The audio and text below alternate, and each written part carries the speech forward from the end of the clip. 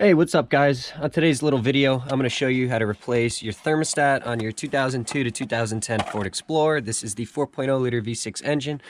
So the thermostat is located under the hood, right under those 3 bolts. Now, in the previous year, I had replaced the entire housing, but for some reason, the vehicle is just not making heat. You know, you look at the gauge and it's just not reaching operating temperature. So because it is a cheaper housing, I'm under the assumption that the thermostat is no good.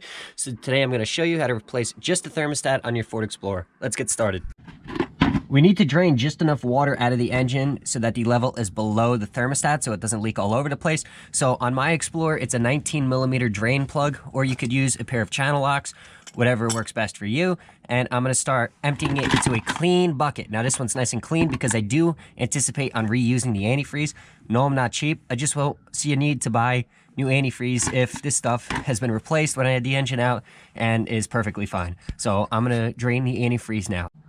With the antifreeze draining, you can actually come up top to your reservoir. You open this cap, and then it won't be pulling a vacuum. It'll let air in, and it'll actually drain faster. Not sure if you could hear that, but now it's really coming out good. So, like I said, just keep an eye on the level. I'm gonna wait until the level is underneath the thermostat so it doesn't pour down into the valley of the engine, and we'll take out those 10mm bolts. All right, guys, so a couple minutes later, I got enough antifreeze drained out of the engine, and just for you guys wondering, it did drain out about 2 gallons, so that should be a safe enough level for us to be able to crack these 10mm bolts loose, and then we can open up our thermostat housing and remove the old thermostat.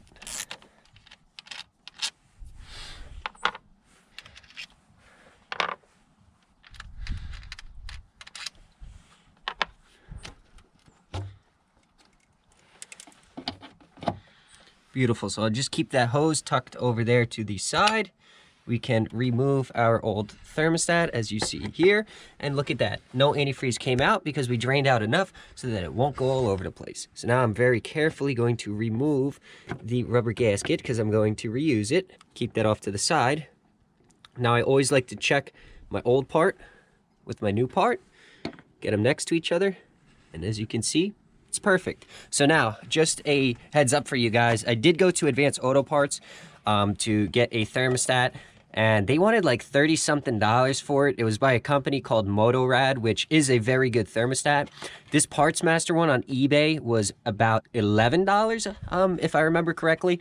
And it's funny, if you look closely on the side of it, it says Motorad, made in Germany. So you get a quality thermostat for a lot less than the auto parts store want. And now I do recommend drilling a small 1/8 hole into your new thermostat.